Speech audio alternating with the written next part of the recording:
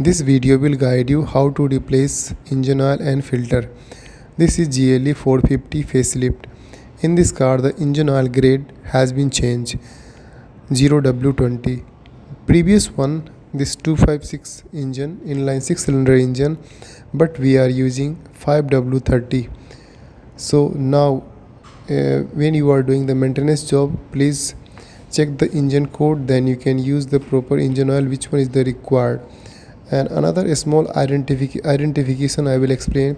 You can see here the filter cap is a small, and this is the facelift car, and previous one they have big filter cap.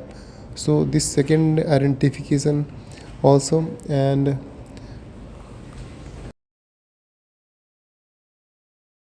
another identification also I will explain.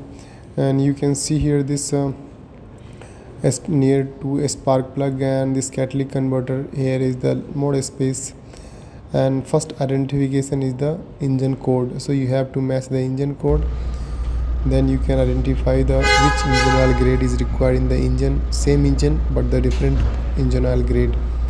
So engine oil grade use proper, then you can increase the engine life. This is the previous one engine. You can see here the filter cap is the big one and new one is the small. So this is the here you can see the length of this cap, filter cap.